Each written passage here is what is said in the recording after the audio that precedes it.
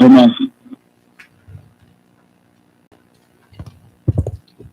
Good evening and welcome to the Board of Education meeting on March 7th. I call the meeting to order. Mr. Helms and Reverend Benson are both on the phone, and Mr. Moriel is not here today. Next up is the Pledge of Allegiance for Piedmont and Porter Ridge High School JROTC. Please stand.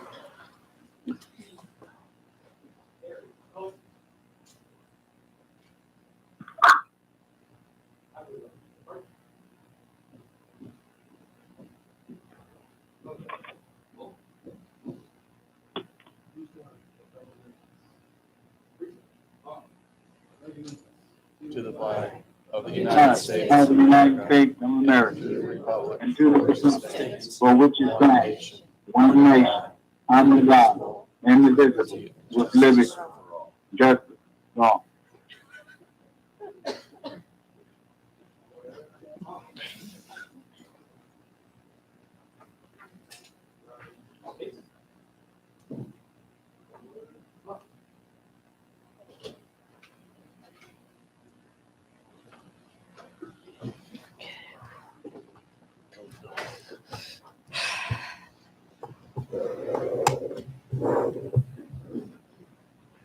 Next up is the approval of the agenda. So moved. Second. All in favor? Aye. Aye. Aye. 8-0, thank you.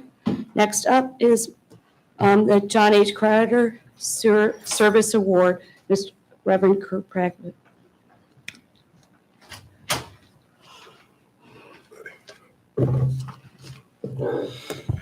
Good evening. The late John H. Crowder spent more than 30 years serving the children of Union County.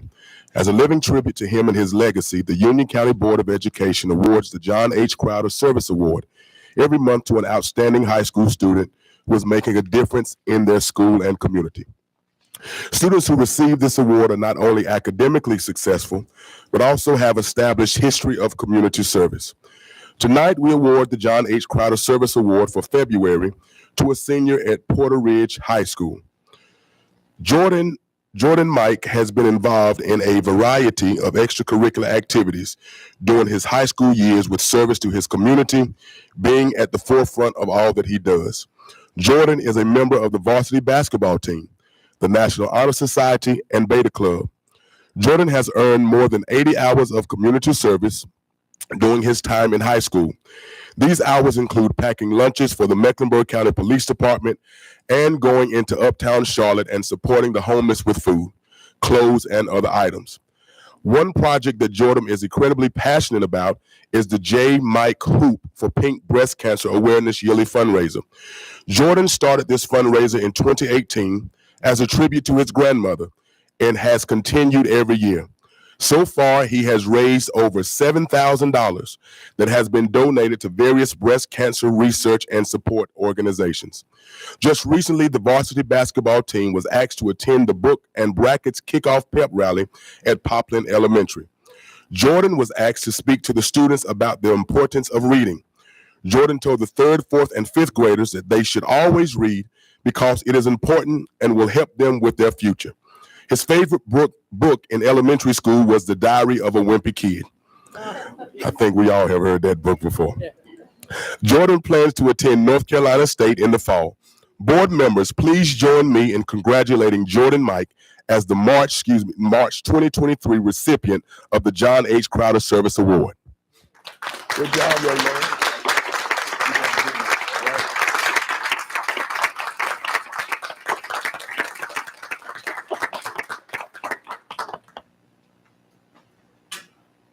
Congratulations. Next up is Dr. Harris.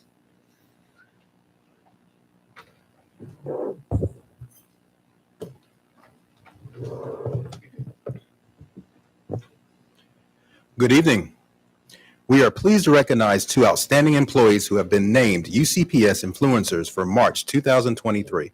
This program celebrates the passion, dedication, and hard work of UCPS employees.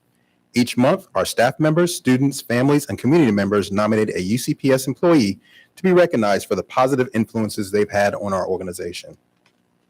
Tonight, I am honored to present Kayla Wright, an English teacher at Monroe High, and Pamela Lowerly, a behavior management technician, BMT, at Union Elementary. I will now invite our nominators to the podium to read their submissions and recognize our honorees' accomplishments.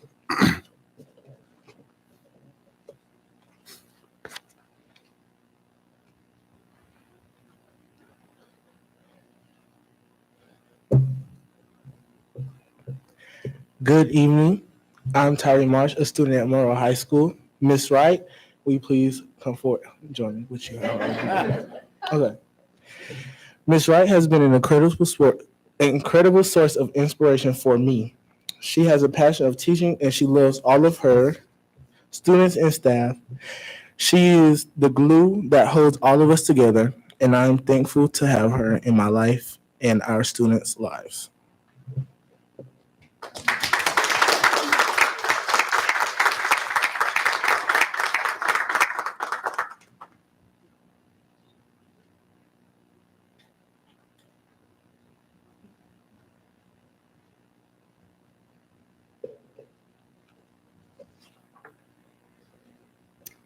Good evening. I'm Christina Ellerby, a school counselor at Union Elementary. Pamela Lowery, will you please come forward?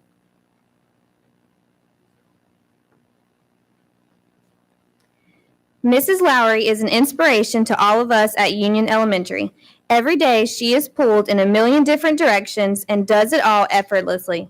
She puts relationships with students first always. She is the go-to person for students and staff. We are thankful to have her at Union.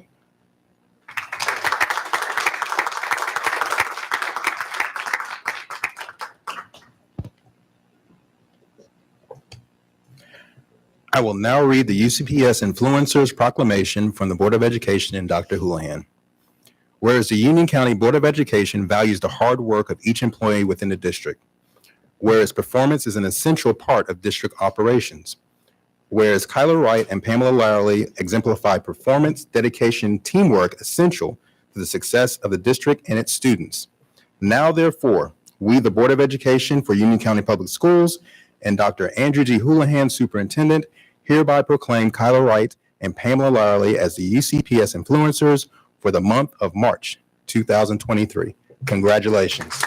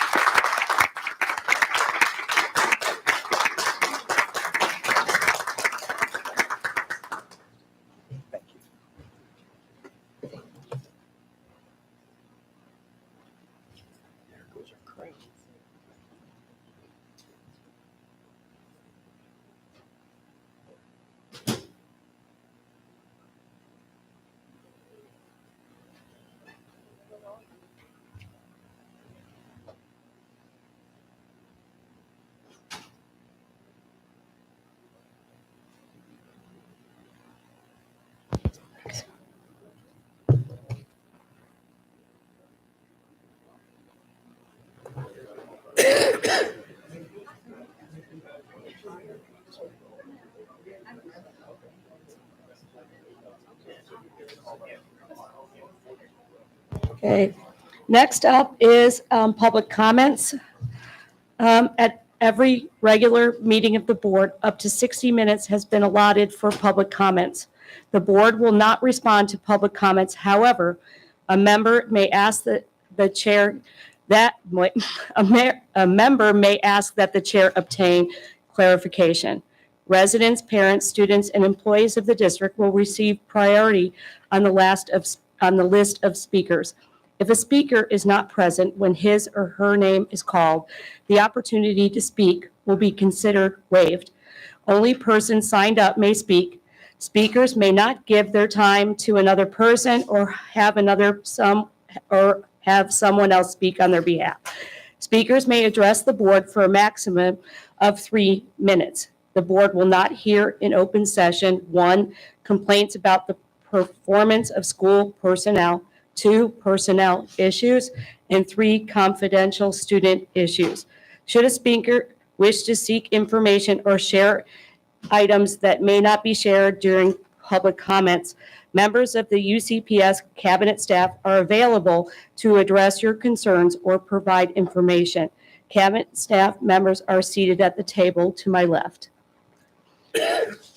Up first is Jan Sanders.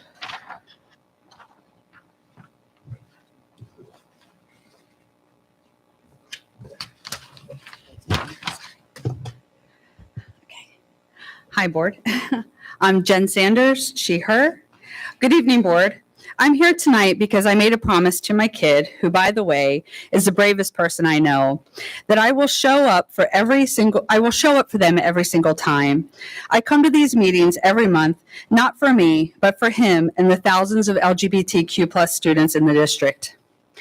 I show up, I listen, I take notes, and I go back to educate the parents about policies that this board brings up in order for the adults to know the harm that some of these policies could cause our children. Policies about safe spaces, stickers, books, and the hit phrase gender affirming. I watch all the meetings and I see what the board says and does. Our community is not going away. You can't sweep us under the rug. You can't make comments like "not in my district" on social media and expect our kids to feel safe, period. Working together for each of our students in Union County and helping them get the best education possible means focusing on what's important. Teacher retention, by the way, I love the ideas presented at last month's board meeting. Reorganization of transportation department to help retain bus drivers so our kids can get to school safely, which helps with our lack of updated infrastructure in this county. That's important. School supplies for our teachers, lunch breaks, planning blocks, class sizes, these kinds of things. Let's get back to the basics and stop causing issues where there shouldn't be any. On a final note, to all the students who feel that they aren't seen, know that I see you and you're important. Don't let the others tell you that you're not. Be proud and loud and advocate for yourself and others. To the teachers, I wish I could give you the moon and know that I'm always in your corner cheering you on. And to the board, I hope that you can see that when we all work together, we can do better for all. Thank you.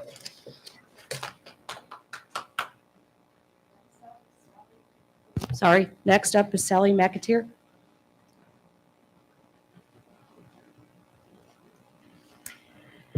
I was here in December to address the board on fixing policy 5.1. To date, the school board is not clearly defined in policy stating what is appropriate content for the books that the media specialists can select. I came here and read a book that I found in the UCPS library, and I believe we all can agree it was very inappropriate. Since the meeting, I've spoken with a few of you. You have assured me that you were working on the policy.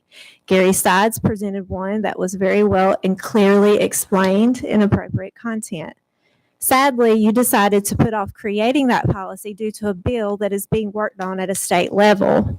Yes, the state is working on a parental bill of rights. I've been following this bill as well. The bill is moving and currently it's being revised because our governor has already announced that he would veto it. So what you're waiting on is Republicans to get enough Democratic people in their pocket to cut a deal when it's vetoed. And it might, and I mean might, go through. After your policy meeting, when you pushed 5.1 to the side, I spoke with the office of the North Carolina State Senator about the problem here in this county. I was told by his office, and I quote him, "The Union County Board of Education could best handle the library issue. Government closer to the people works better and easier. Your decision to not revise this policy and wait around on two groups of politicians to play games is allowing in our schools and our children to be exposed to filth all over the county. It's reckless behavior for you to sit on your hands and not write this policy. You've given no guidelines to appropriate content to every single media specialist in this county. They have the freedom to select whatever they feel is appropriate as long as the reading level is age appropriate. There are two sides to this that I don't think you're thinking about. There are extremes in people on both sides. What happens when you have a media specialist that's a white supremacist? What type of content are they going to select? What guideline do they have for appropriate content? What type of material are they not going to select? It is negligent for this board to put the power of resource selection in the hands of an individual with no appropriate guidelines. They need guidelines, and they need to be made to adhere to them or have consequences. I sent each of you a book that I found in multiple schools the day before the policy meeting. The words were disgusting, and all of you got them. One of you replied. Maybe your filters blocked it. Maybe you're tired of me showing up in your inbox. I'm not sure, but I'm not letting this go. I will hold this board accountable. Thank you. Next up is Jan Poole. Good evening, Board of Education. I appreciate the opportunity to talk and be heard. School is considered to be a safe place, or at least it should be. However, when bullying occurs by a theater teacher who denigrates a student in every capacity, or by students who spread rumors that my son is homophobic, which for the record is not true, that safe place no longer exists. When psychological bullying starts to escalate the threats of bodily harm to him, then a major situation exists, which is preventable. Educators, parents, law enforcement play Monday morning quarterback, wondering how an event involving either a student or a school occurs. More times than not, it stems from bullying, and in most cases, it is preventable. More education and training of staff needs to occur in the awareness of signs and symptoms of bullying. Concurrently, the severity of consequences for bullying must increase from a possible 3-day suspension, and if a student or staff member is found in violation of your code of conduct or ethics, then the student should be expelled or a staff member to possibly lose their jobs. For a student to have to change academies within a school so he could distance himself from the main source of the bullying is not a solution. What should be of paramount importance is the physical and mental well-being of students. What we hear about on the news is mental health issues from children to adult celebrities. Why are educators and admin blatantly turning a blind eye to this? By the way, my son's name is Jared. He attends CATA. He's a junior at CATA, right? A couple 100 feet away from here. The same bullying that I brought to the superintendent's attention in October of 2021 still persists today, and the only thing that has changed is time and severity of this bullying. To date, no action has been had. Thank you for your time.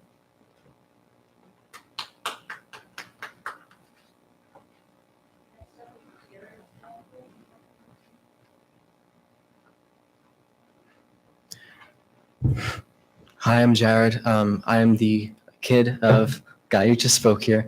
I basically had brought a situation to my teacher, and it was going around that I am homophobic, which I am not. And I'm in theater, and the people who created this rumor about me, they know what it means to be in theater and have that going around about them. And they use that as a propeller to make people not like me. And it spread around my entire school. And I brought this up to my teacher in hopes of getting things done. And nobody did anything about it. I went to my principals, I went to my guidance counselors, and everybody didn't really care. Not too long ago, I had to switch academies from my theater academy to a music production recording academy, and in hopes of getting away from the problem and hopefully, having a fresh start. And unfortunately, over the summer of that, in hopes of making this right, I got people from the music production recording academy Instagramming me. Oh, homophobe boy, you excited to come to our academy, this and that. And it's been absolutely horrendous to have to sit through this. And I go and I perform. I'm a singer and I act at many different venues. And this has followed me throughout all those different venues. And I can't shake it. No matter, it's almost like I have to prove myself that I'm not a homophobe. And it's just horrible to having to carry this persona around me when people are just bringing this up to me saying, oh, we've heard so much about you. I know all about you, Jared. And I'm just like, here we go again. What do you know about me? And they're just like, well, we've heard all about you. You're a homophobe. I'm just like, no, where'd you hear that from? And it all stems back from the same two people that was in my theater classroom who spread everything about me. And when I brought it to my teacher, she didn't do anything about it. She bullied me herself by agreeing and accepting that what these other people were saying was true about me. She took that and she treated me like basically it was true. And it's absolutely just horrible. Like, and it comes up to this. It comes up to this date. Like I recently I did a performance at my school, and did a singing performance in the cafeteria of my school, and I go up there explaining my song, and they say, "Oh, it's homophobe boy. He's gonna be doing a song, whatever." And I want to tell you that just shakes something in me greatly, and I can't have that keep following me around everywhere. And everybody that I seem to bring it up to, it doesn't matter to them. They haven't done anything. I brought it to my principal. He said he didn't hear it that night and called us liars. Anyways. Thank you. Okay, that is the end of public comments. Next up is, I need a motion. Madam Chair, before we leave, could I get a clarification? On the last speaker, can I just clarify that senior staff Yes, has listened to these two gentlemen and they did. appropriate action will be taken? Could I get that clarification? They did. All right. Yes. Thank you. I need a motion to approve the open session meeting minutes for February 7th and February 24th. So moved. All in favor? Aye. Any opposed? What? Okay, 8-0. I need a motion for the consent agenda. So Motion to moved. approve consent. Second. All in favor? Aye. Aye. Aye. Any nay? Nope. 8-0. Next up is the superintendent's report. Thank you, Madam Chair. This week, UCPS is joining the nation to celebrate School Social Workers Week. We all know how important our school social workers are, and the work they do is crucial to student success. Please take time this week to celebrate our school social workers and tell them how much we appreciate them. Many of you know how much I love college basketball, but I also love Books and Brackets, which is our annual reading challenge. This has become one of our signature events. It's absolutely phenomenal to see thousands of elementary kids embracing the love of reading and having a little fun at the same time. Last Thursday, we announced our Sweet 16, and this week we will announce the Elite 8. Students, please keep reading, and as a reminder, our final big literacy pep rally will be held March 31st at Wingate University, where we will crown the 2023 champ.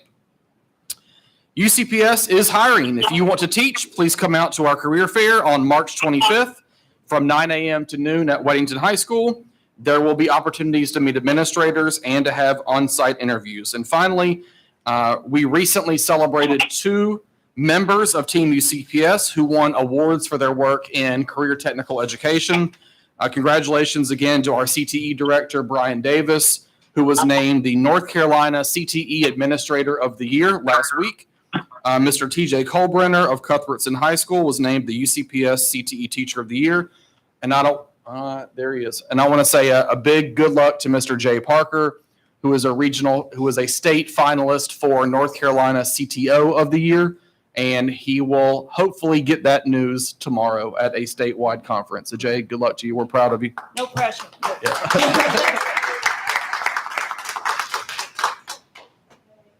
That concludes my report. Thank you. Thank you. Next up is the appointment of Pat Kale to the SPCC Board of Trustees. We have 2 seats on the Board of Trustees, and Bill Norwood is the other. And so I need a motion to approve it. Second. All in favor?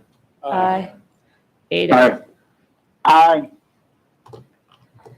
Thank you. Next up is the calendars. 9A is changed to the traditional calendar that we approved a month ago to move the day to have President's Day off in 2024. So that's that, and the Wolf calendar and the early college calendar. Does anyone have any questions? So that will be an optional teacher workday? Correct. That weekend, the Friday before is a Half half a day day. early release. That following Monday, President's Day, would be an optional teacher workday. Yes. You need a motion to approve? Go ahead. Sandra made a motion. I'll make a second. All in favor? Aye. Aye. Aye. Thank you, 8-0. Next up is House Bill 219, Charter School Omnibus Bill. Mr. Sides. Thank you, Madam Chairman. I serve on the Board of Directors for the North Carolina School Board Association Action Center. And basically, that group is tasked with lobbying efforts, working with legislators on legislation regarding public school systems. And a House Bill 219 has come up, and this is not the first time this issue has arisen, but our association takes it rather seriously, so we do as well. And it has to deal with, among other things, charter schools having access to capital funds may be appropriated by counties in the state. There are other changes in the law contained as it is right now that, in my opinion, create an imbalance that would give charter schools access to certain LEA funding sources and funds without reciprocation. For example, fund balance. We maintain a minimal fund balance. If we should make any changes in that, then according to this legislation, charter schools could have access to that as well as different grants and programs that we receive monies for on the state level and even federal. And even if, according to this legislation, even if those charter schools, for instance, junior ROTC, they don't offer those programs, they would still have access to their share of those funds. So we are concerned, the association is concerned, and we are lucky enough in our fine legislative delegation, Representative David Willis, who serves on the Education Committee. Myself and Ms. Heintel, the chair, have been in discussions with him on several points, and he has most graciously told us that he is anxious to sit down with us and see what we can do to level the playing field. Charter schools were originated in the mid-90s as a method to test and create innovation for new opportunities for education. And in return for a lack of capital funding, they get a piece from the state for the salary funding piece of it, of which our school system distributes some $10 million a year to the various charters that Union County students attend. But we, in order to give up, they did not ask for capital funding in order to have certain areas of flexibility in curriculum, in staffing. They are not subject to the calendar law that we've had recent discussions and action over. So my question, I think the opportunity is, first of all, let's see if there are innovations that in effect have been effective for the charter schools. I would be most anxious to know what they are to see if they have merit for LEAs in the state, but also if now the charter schools are going to take action on certain revenue sources that they've foregone in the past, then I think it's only fair that we get some of the flexibility that they now enjoy. So I'm not asking for any action tonight. This is information. We look forward to meeting with our state delegation. And we are lucky enough, Mr. Representative Dean Arp is a former school board member, school board chair, now sits in appropriations committees. I mentioned Representative Willis, Representative Brody, and of course our state senator, Todd Johnson. We look forward to their continued support for public education in the state. Thank you. Thank you. Next up is policies and administrative guidelines for review. Yes, good evening. You have 3 revised policies for review and 2 new policies, proposed policies for review. And if anyone has any questions, I'll be glad to try and answer them. Okay, thank you. Thank you. Next up is comments from the board. Anyone? I want to wish Reverend Benson a continued recovery. And if he would like to race for the loser to buy lunch, I'll take him on at any time. For those of you who don't know, he had Thanks. some surgery that hampers his ability to get Yeah. around. And so I thought that might be a good bet. Okay. So next up is announcements from board members. The Finance Committee, we will start to hold meetings with our very capable finance director as work progresses on the budget for the next fiscal year, which I'm not going to kid you is going to be a challenge. And so we will continue that process leading on to joint meeting with the county and continued work to get that in place. Great. March 20, Oh, go ahead. sorry. Yep. Go. There you go. Okay. March 22nd, 9 a.m. is the facilities meeting via Zoom, and following that will be curriculum at 10 a.m. via Zoom. Madam Chair, the Strategic Planning, Information Technology, and Transportation Committee meeting is scheduled to meet March 22nd at 8 a.m. Okay, thank you. We will have a joint meeting with the Board of County Commissioners on March 27th at 6 p.m. And more information will go out.